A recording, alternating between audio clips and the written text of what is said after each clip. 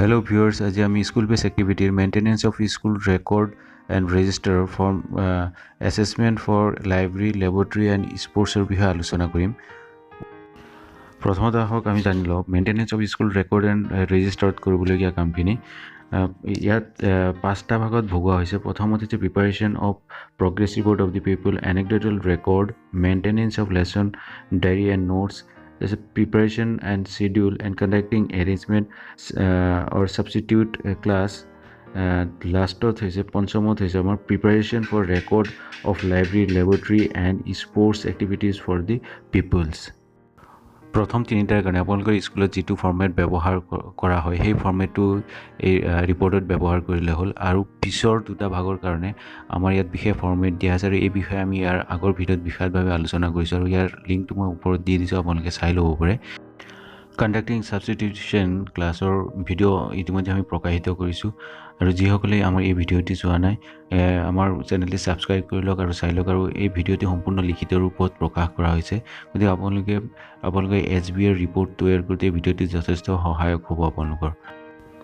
আপোনালোকৰ সহায়ৰ বাবে। ইতিমধ্যে আমি যথেষ্ট সংখ্যক ভিডিঅ' প্ৰকাশিত কৰিছোঁ আৰু অনাগত দিনত আমি আৰু ভিডিঅ' প্ৰকাশ কৰিম। গতিকে এতিয়ালৈকে যিসকলে আমাৰ চেনেলটো ছাবস্ক্ৰাইব কৰা নাই অতি শীঘ্ৰে ছাবস্ক্ৰাইব কৰি লওক, লাইক কৰক আমাৰ চেনেলটো আৰু শ্বেয়াৰ কৰক আপোনাৰ বন্ধুবৰ্গলৈ আৰু বেল আইকনটো প্ৰেছ কৰক যাতে আমাৰ ভিডিঅ' প্ৰকাশিত হোৱাৰ লগে লগে আমাৰ ভিডিঅ'ৰ ন'টিফিকেশ্যনটো আপোনালোকে পায়। এতিয়া হওক আমি আগুৱাই যাওঁ আজি আমাৰ আলোচনাৰ বিষয়লৈ, assessment of library laboratory sports resources. ইয়াৰ ফৰ্মেটটো NIOSৰ ৱেবছাইটত দিয়া আছে, গতিকে আপোনালোকে তাৰ পৰা ডাউনলোড কৰি ল'ব পাৰে বা মই দিয়া ডেছক্ৰিপশ্যন বক্সৰ পৰা লিংকৰ পৰা আপোনালোকে ডাউনলোড কৰি ল'ব পাৰে। আৰু ইয়াত যিখিনি আমি কাম কৰিম এই গোটেইখিনি আমি ফৰ্মেটটোত দিয়া ফৰ্মেটটোত পূৰ কৰিবলৈ সম্ভৱ নহ'ব, গতিকে আপোনালোকে এক্সট্ৰা শ্বীট A4 চাইজৰ পেপাৰ লৈ তাত যিখিনি কাম কৰিব তাৰ ৰিপৰ্টটো ধুনীয়াকৈ তাত তৈয়াৰ কৰিব লাগিব। আপোনালোকৰ অনুৰোধ ক্ৰমে মই ইয়াৰ লিখিত ৰূপটো আপোনালোকৰ লগত আলোচনা কৰিবলৈ আগবাঢ়ি গৈছোঁ। প্ৰথমত ট্ৰেইনী নাম, enrolment number, name and address of school লিখিব লাগিব। ইয়াৰ পিছত আমি এছেছ কৰিব লাগিব লাইব্ৰেৰী মূল্যায়ন কৰিম। গতিকে লাইব্ৰেৰীত মূল্যায়ন কৰোঁতে প্ৰথমত আমাৰ লাইব্ৰেৰী বা গ্ৰন্থাগাৰত মুঠ কিতাপৰ সংখ্যা কিমান আছে সেইটো বিচাৰি উলিয়াব লাগিব স্কুলত থকা ৰেজিষ্টাৰৰ পৰা, আৰু সেই মুঠ কিতাপৰ সংখ্যাটো লিখিম। তাৰপিছত number of books in different subjects area, বিভিন্ন বিষয়ত থকা মুঠ কিতাপৰ সংখ্যা কিমান আছে সেই কিতাপবোৰ আমি স্কুলত থকা ৰেজিষ্টাৰৰ পৰা বিচাৰি উলিয়াই আমি ইয়াত এটা লিষ্ট তালিকা এটা বনাব লাগিব। যেনেদৰে ইয়াত লিখিছোঁ মই উপন্যাস আছে 75, চুটিগল্প আছে 125টা, আত্মজীৱনী আছে 30টা, কবিতা আছে 45টা, কলাকৃষ্টি সম্পৰ্কীয় বা আৰ্ট এণ্ড কালচাৰ সম্পৰ্কীয় আছে 80, সাধাৰণ জ্ঞান বা জেনেৰেল নলেজ সম্পৰ্কীয় আছে 100টা কিতাপ, বিজ্ঞানমূলক বা ছায়েন্স ৰিলেটেড কিতাপ আছে 150টা, গণিত সম্পৰ্কীয় কিতাপ আছে প্ৰায় 120টা আৰু অন্যান্য আছে 125টা। মুঠ 750টা কিতাপ আছে। আৰু এই কিতাপবোৰ ইতিমধ্যে যিবোৰ চৰকাৰী স্কুল আছে এইবোৰত চৰকাৰৰ ফালৰ পৰা বিভিন্ন ধৰণৰ কিতাপ বছৰে প্ৰভাইড কৰা হৈ আছে আৰু চৰকাৰী স্কুলবোৰত ইয়াৰ সুন্দৰ ৰেকৰ্ডো আছে ৰেজিষ্টাৰত, এইবোৰ বিচাৰি পাব। আৰু প্ৰাইভেট স্কুলবোৰত বা বেচৰকাৰী স্কুলবোৰতো যথেষ্ট পৰিমাণৰ কিতাপ আছে, গতিকে সেই কিতাপৰ যিবোৰ লিষ্ট আছে আপোনালোকে ওলাই ল'ব আৰু ঠিক এনেদৰে এটা তালিকা বনাব। এই কামখিনি কৰোঁতে আমি গ্ৰন্থাগাৰখন পৰ্যবেক্ষণ কৰি যি পালোঁ তাৰ মন্তব্য আগবঢ়াব লাগিব। যেনেদৰে মই ইয়াত লিখিছোঁ বিদ্যালয়ৰ গ্ৰন্থাগাৰৰ কিতাপৰ নথি সংৰক্ষণৰ ব্যৱস্থা আছে। গ্ৰন্থাগাৰৰ বাবে বিশেষ কোঠাৰ ব্যৱস্থা নাই যদিও কিতাপবোৰ সুন্দৰকৈ কাৰ্যালয়ত ৰখাৰ ব্যৱস্থা আছে। শিশুসকলক নিয়মীয়াকৈ কিতাপ দিয়াৰ আৰু শ্ৰেণীত পঢ়িবলৈ দিয়াৰ ব্যৱস্থা আছে। বহুতো স্কুলত দেখা যায় যে লাইব্ৰেৰী কিতাপ দিয়াৰ বাবে তাত বিশেষ এটা ৰেজিষ্টাৰ মেইনটেইন হয় আৰু তাৰোপৰি ছাত্ৰসকলক লাইব্ৰেৰী কাৰ্ডো ইছ্যু কৰা হয়। যদি আপোনাৰ স্কুলখনত যদি তেনেধৰণৰ ৰেজিষ্টাৰ মেইনটেইন কৰা হৈ আছে বা কাৰ্ড ইছ্যু কৰা হৈছে তেনেহ'লে সেই বিষয়ে ইয়াত বিশদভাৱে আপোনাৰ ৰিপৰ্টটিত লিখিব। আমাৰ পৰৱৰ্তী মূল্যায়নৰ বিষয়টি হৈছে লেবৰেটৰী পৰীক্ষাগাৰ। গতিকে আমি এতিয়া পৰীক্ষাগাৰ মূল্যায়ন কৰিব লাগিব এতিয়া পৰীক্ষাগাৰ মূল্যায়ন কৰোঁতে আমি প্ৰথমত পৰীক্ষাগাৰত থকা যিখিনি আমাৰ ইকুইপমেণ্ট আছে সঁজুলি আছে বা ৰাসায়নিক দ্ৰব্য আছে সেইবোৰৰ এটা লিষ্ট আমি তৈয়াৰ কৰিব লাগিব আৰু ইয়াত আমি যিটো পৰ্যবেক্ষণ কৰি পাইছোঁ সেইখিনিও আমি থুকীয়াকৈ লিখিব লাগিব যেনেদৰে মই ইয়াত লিখিছোঁ বিদ্যালয়ত সুকীয়া শ্ৰেণী পৰীক্ষাগাৰৰ বাবে শ্ৰেণীকোঠা নাই সঁজুলি আৰু ৰাসায়নিক পদাৰ্থবোৰ কাৰ্যালয়ৰ এক বিশেষ স্থানত ৰখাৰ সুন্দৰ ব্যৱস্থা কৰা হৈছে বিদ্যালয়ত থকা সঁজুলি আৰু ৰাসায়নিক সামগ্ৰীৰ ৰেজিষ্টাৰ বা ৰেকৰ্ড লিখিত ৰূপত আছে আৰু ৰেকৰ্ড মতে তালিকাভুক্ত সামগ্ৰীসমূহ তলত দিয়া হ'ল গতিকে আপুনি বিচাৰি পোৱা সামগ্ৰীসমূহৰ এটা তালিকা আমি ইয়াত দিয়াৰ আৰ্হিৰ দৰে এটা তালিকা বনাই তাত আপুনি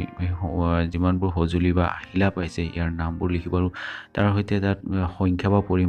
পৰিমাণটো লিখিব তেনেদৰে এটা স্কুলত কি থাকিব পাৰে যেনে জীৱবিজ্ঞানৰ সাধাৰণতে চৰকাৰী স্কুলবোৰত আছে এইখিনি বস্তু যেনে চকুৰ মডেল মগজুৰ মডেল হৃদযন্ত্ৰৰ মডেল অনুবীক্ষণ যন্ত্ৰ শ্লাইড ঠিক তেনেদৰে পদাৰ্থ বিজ্ঞানত দাপোন বিভিন্ন ধৰণৰ দাপোন আছে সমতল দাপোন উত্তল দাপোন অৱতল দাপোন লেন্সো পোৱা যায় উত্তল লেন্স আৰু অৱতল লেন্স তাৰপিছত প্ৰিজম আছে চুম্বকো আছে আৰু কম্পাছ আছে তাৰপিছত স্প্ৰিং বেলেঞ্চ এনেকুৱা থাৰ্মোমিটাৰ আৰু বহুতো সামগ্ৰী আপুনি বিচাৰি পাব সেই সামগ্ৰীসমূহ এই তালিকাত বেলেগ এটা লিষ্ট বনাই যেনে জীৱবিজ্ঞানৰ কাৰণে পদাৰ্থ বিজ্ঞানৰ কাৰণে ৰসায়ন বিজ্ঞানৰ কাৰণে বেলেগ লিষ্ট বনাই এটা তালিকা প্ৰস্তুত কৰিব ৰসায়ন বিজ্ঞানৰ কাৰণে এটা তালিকা মই ইয়াত বনাই দেখুৱাইছোঁ যেনে টেষ্ট টিউব আছে beaker 2 number 3 number conical flask and capillary tube filter paper spirit lamp litmus paper iodine দ্ৰব্য কপাৰ ছালফেট আৰু ইয়াৰ যিটো সংখ্যা বা পৰিমাণ মই ইয়াত লিখি দিয়া নাই আপোনালোকে এইটো লিখি ল'ব আপোনালোকৰ বিদ্যালয়ত যদি এইখিনি বস্তু বিচাৰি পাইছে যে সুন্দৰকৈ এনেকৈ এটা তালিকা প্ৰস্তুত কৰিব লাগিব পৰ্যবেক্ষণৰ ওপৰত ভিত্তি কৰি লেবৰেটৰীৰ ওপৰত আপুনি ইয়াত মন্তব্য লিখিব লাগিব মই ইয়াত মন্তব্যটো দিয়া নাই আপোনাৰ লেবৰেটৰীটো কেনেকুৱা পাইছে আপুনি নিজাববীয়াকৈ ইয়াত সুন্দৰকৈ এটা মন্তব্য আগবঢ়াব তৃতীয় মূল্যায়নটো হৈছে স্কুলত থকা খেলৰ সামগ্ৰীৰ মূল্যায়ন গতিকে এই মূল্যায়নটো কৰিবলৈ প্ৰথমতে আপুনি স্কুলৰ খেলৰ সামগ্ৰীৰ যিটো ৰেজিষ্টাৰ আছে ৰেজিষ্টাৰটো বিচাৰি উলিয়াব আৰু স্কুলত থকা খেলৰ সামগ্ৰীবোৰো বিচাৰি উলিয়াব যে যিখিনি আপুনি বিচাৰি পাইছে সেই গোটেইখিনি বস্তুৰ এটা আপুনি তালিকা প্ৰস্তুত কৰিব আৰু কিদৰে প্ৰস্তুত কৰিব তাৰ এটা ফৰ্মেট মই ইয়াত দি দিছোঁ প্ৰথমত খেলৰ সামগ্ৰীৰ নাম লিখিব আৰু সেই প্ৰতিটো খেলৰ সামগ্ৰী সেই বিশেষ খেলৰ সামগ্ৰী কিমান আছে তাৰ সংখ্যা বা পৰিমাণটো উল্লেখ কৰিব তালিকাটো প্ৰস্তুত কৰি উঠি আপুনি মন্তব্য দিব লাগিব যেনেদৰে মই ইয়াত দিছোঁ যে বিদ্যালয়ত শিশুৰ বাবে খেলৰ সামগ্ৰী যথেষ্ট কম যি কেইপদ সামগ্ৰী বিচাৰি পোৱা গৈছে সেইবোৰৰ উপযুক্ত স্থানত ৰখাৰ ব্যৱস্থা হোৱা নাই বা আৰু তাৰোপৰি স্কুলত খেলৰ সামগ্ৰীৰ কোনো এনেকুৱা বিশেষ ৰেজিষ্টাৰ বিচাৰি পোৱা নাই এই তিনিটা দিশৰ মূল্যায়ন সম্পন্ন কৰি পৰ্যবেক্ষণৰ ফলত পোৱা আমাৰ যিখিনি মন্তব্য আছে মন্তব্যখিনি এতিয়া খুব চমুকৈ আমি এতিয়া আগবঢ়াব লাগিব আৰু তাৰ কাৰণে ইয়াত এটা বিশেষ ফৰ্মেট দি আছে আহক আমি চাওঁ এই ফৰ্মেটটি 1 নম্বৰত দি আছে provision of separate library room মই লিখিছোঁ ইয়াত no adequacy of library books in different subject area বিভিন্ন বিষয়ত পৰ্যাপ্ত সংখ্যক কিতাপৰ ব্যৱস্থা yes provision of enrichment material in different subject area বিভিন্ন বিষয়ৰ উৎকৰ্ষ সাধনৰ সামগ্ৰীৰ ব্যৱস্থা no provision of newspaper magazine extra বাতৰি কাকত আলোচনী আদিৰ ব্যৱস্থা য়েছ 5 নম্বৰত আছে teacher helps to develop proper study habit with the people by শিক্ষকে শিশুৰ পঢ়াৰ অভ্যাস গঢ়াৰ দিশসমূহ হ'ল 1 নম্বৰ শিকন প্ৰক্ৰিয়াত সহায় কৰে providing study guidance yes monitoring the type of book being frequently issued গ্ৰন্থাগাৰৰ পৰা লোৱা কিতাপৰ নিৰীক্ষণ yes number 6 mode of issue of book including provision of issue card কিতাপ দিয়াৰ ব্যৱস্থা যদি ইছ্যু কাৰ্ডৰ ব্যৱস্থা আছে নেকি যদি আছে yes number 7 adequacy of laboratory equipment and chemicals প্ৰয়োজনীয় পৰীক্ষাগাৰৰ সামগ্ৰী আৰু ৰাসায়নিক পদাৰ্থ আছে no process of arranging equipment and chemicals সঁজুলি বা ৰাসায়নিক পদাৰ্থ ৰখাৰ ব্যৱস্থা yes adequacy of sports material প্ৰয়োজনীয় খেলৰ সামগ্ৰী আছে no process of arranging sports material খেলৰ সামগ্ৰীবোৰ ৰখাৰ ব্যৱস্থা বা পদ্ধতি নো মই ইয়াত যিখিনি মন্তব্য আগবঢ়াইছোঁ য়েছ বা নোৰ সহায়েৰে মই এইখিনি পৰ্যবেক্ষণৰ পৰা পোৱা মোৰ ফালৰ পৰা এইখিনি মই আগবঢ়াইছোঁ। গতিকে আপোনাৰ বিদ্যালয়ত যিখিনি আপুনি বস্তু বিচাৰি পাইছে আপোনাৰ পৰ্যবেক্ষণৰ ফালৰ পৰা, গতিকে তাত যিটো শুদ্ধ আছে সঁচা আছে সেইটোকে ইয়াত প্ৰতিফলিত কৰিব। আৰু এই গোটেইখিনি কাম সম্পন্ন কৰাৰ পিছত আপুনি আপোনাৰ নিজৰ ছিগনেচাৰ কৰিব লাগিব আপোনাৰ ৰিপৰ্টটিত। তাৰপিছত হেডমাষ্টাৰৰ ছিগনেচাৰ ছিল, মেণ্টৰৰ ছিগনেচাৰ আৰু অৱশেষত ছুপাৰভাইজাৰৰ ছিগনেচাৰ কৰিব লাগিব। গতিকে এই ৰিপৰ্টটো সম্পূৰ্ণ কৰোঁতে আপোনাৰ মই ইয়াত খুব চুটিকৈ ইয়াত মই দেখুৱাইছোঁ, কিন্তু আপোনাৰ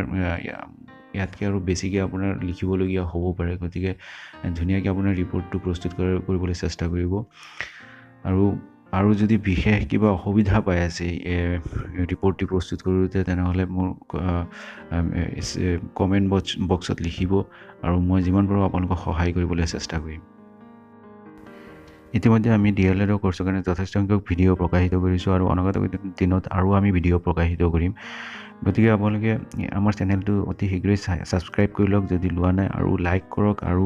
বেল আইকনটো প্ৰেছ কৰক যাতে আমাৰ ভিডিঅ' প্ৰকাশিত হোৱাৰ লগে লগে ইয়াৰ ন'টিফিকেশ্যনটো পাই যায়।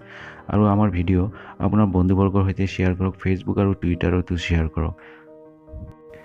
ধন্যবাদ।